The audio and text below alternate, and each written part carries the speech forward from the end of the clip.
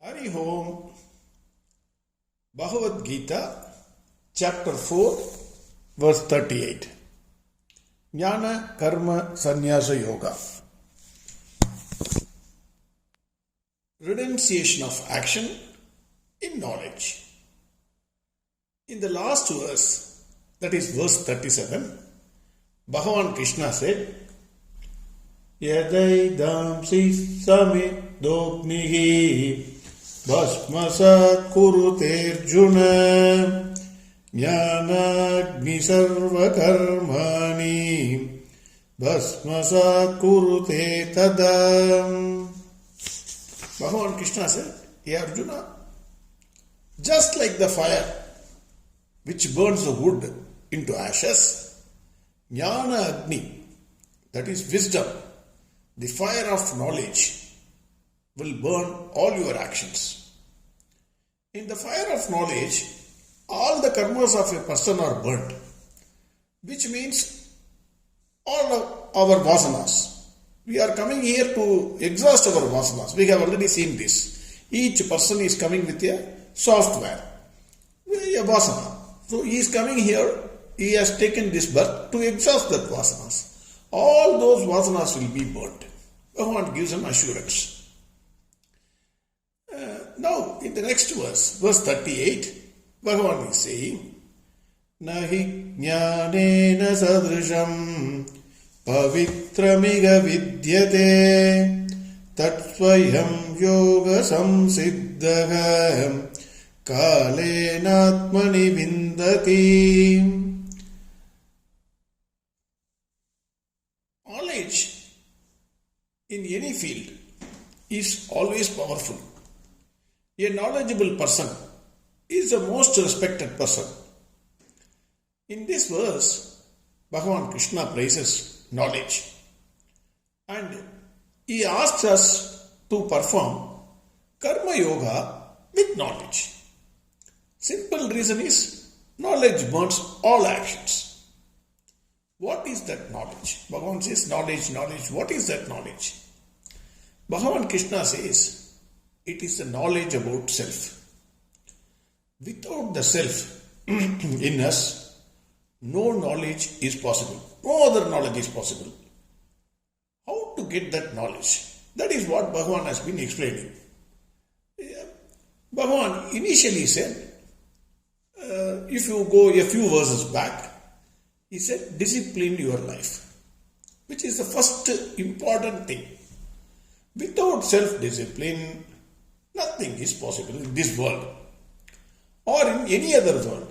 Bhagavan says self-discipline is a must. You have to do that for success in any field, whether it is material field or whether it is this Atmajnana, whatever field, you need self-discipline. So first prepare the mind. Then Bhagavan says, if you prepare the mind, a guru will appear. You need not have to search for a guru. Automatically he will appear, depending upon the level of your understanding and preparation. If you are in any field, let us take any field, for example, tennis or cricket. If you are a good player, automatically a good coach will come. He will say, these are the mistakes you are committing. I will correct those mistakes. And after discussing with him, you will know, okay, this fellow knows more than me. Similarly, when you prepare yourself, a guru will appear. This is what Bhagavan said in the first. That is why he prescribed 12 disciplines. Then Bhagavan said, half-baked knowledge. We have to accept this. I am sorry to say. I am not saying, at least as far as I am concerned, I am 100% sure. Half-baked knowledge, you get proud, you get arrogant. So Bhagavan says, to a guru, you surrender your mind and intellect. Step by step, we are getting into this verse, verse 38. Before that, we have to go a few verses back so that we will understand why Bhagavan is saying this. So Bhagavan said, surrender your mind and intellect by prostrating to the guru. So that guru, after he is convinced that you have surrendered your mind and intellect, you have no ahankara, you are not arrogant, he will impart that knowledge to you. That is, he will teach you what are the mistakes you are committing, how the mind will behave, how your sense organs are more powerful, and it will take you to any direction, and then it will wreck your ship. So he will teach you all the techniques, how to realize it, how to sit in meditation. All these techniques the Guru will teach you. Then Bhagavan said, what is the goal? The goal is knowledge. Knowledge is why it is important, because it will burn all your karmas. And Bhagavan also said, with this knowledge, with the wisdom, it will work like a boat. You can cross the ocean of sins. That is what Bhagavan said. Then, now Bhagavan says, all this is not enough. All this is not enough. You have disciplined yourself. You went to your Guru, prostrated himself. Guru taught you techniques. Goal to be achieved is knowledge. Everything is fine. But most important thing, Bhagavan is now saying, the most important thing is, a small example, let us see. You want to become an engineer. You write IIT exam, preliminary exam. You get through that exam. That is like disciplines. Then after getting through the exam, you got in the best of IITs. The best professors are available. Then goal is, naturally you want more money, that is the goal. So that also you will get, once you join IIT, you are 100% sure you will get a good job. But is that enough? You have to study. Whatever the professor says, yes, professor will teach you. Nothing, he will teach you all the subjects, whatever subject you are taking, chemical engineering or mechanical engineering. He will teach you. But that is not enough. You have to study yourself. Once you study, then only you will understand the subject, the complexness, everything you will understand, and then you will find a solution for it also. Then only you will become the best brain. Similarly, Bhagavan says, Nahi jnanena sadrisham pavitramiga vidyate. Here Bhagavan praises the knowledge. Nahi jnanena sadrisham. Equivalent to knowledge, there is no purifier in this world. Knowledge is the ultimate purifier. That is what he is saying. Knowledge here means not the knowledge of material world. Not engineering, chemical engineering or medicine, etc. That is not a knowledge. That is only a small portion of the knowledge. The knowledge is knowledge about the self. Why Bhagavan is insisting knowledge on the self, knowledge on the self, knowledge on the self? Assume that if self is not there, then you are a dead person. For a dead person, no knowledge is possible. So, the self is the foundation, basis of the knowledge. Without that knowledge, you cannot have any knowledge about any subject. So, Bhagavan again and again insists knowledge about the self. Unfortunately, we don't know anything about self. That is, without foundation, we are going on building everything.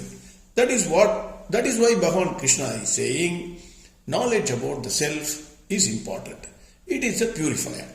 Then he says, Tatvayam yoga samsiddhaha kalenatmani vintati. Bhagavan says, Swayam samsiddhaha. This knowledge, even though there is a Guru who will guide you, even though there are books, scriptures, Hindu scriptures, everything are there, but Swayam Siddhaha, you have to think, you have to apply. It is not reading or hearing, that is not enough. You have to sit, you have to think, you have to apply your brain. Unless you apply your brain, unless you use your brain, unless you think, Swayam Siddhaha, unless you take that effort, then only you will become the knowledgeable person. You cannot use others' brains and then try to become a scholar. Impossible. How long you will become a scholar? It is by repeatedly saying like a parrot what somebody has said. If you rely on somebody's knowledge, normally you will be on a shaky wicket only. You can't be firm in whatever you are saying. You will just say this fellow has said, that fellow has said, because you have not realized the truth. You will be always on a shaky wicket. That is why Bhagavan says, Swayam Samsiddhaha. You should apply your brain and understand the scriptures or the whatever you have heard from the sayings or guru. That is the most important condition here for attaining knowledge, for seeing the truth. Then Bhagavan says, Kalena. Kalena means time, in course of time. So what is the time limit to get this knowledge? Will I get after I complete my Bhagavad Gita? Will I get after I read all the scriptures? When will I get this knowledge? The knowledge about the self. When will I get? Other knowledges, say for example even IIT, you will get it within 4 years. Maybe MTech after that 2 years. Or some MBA 2 years, something. Can I say whether I will get this knowledge within a particular period of time? Bhagavan says, no time can be prescribed. The time depends on you. It is your own effort, your own burning desire. It could be from a split second to many janmas. Nobody knows that. You have to take the effort.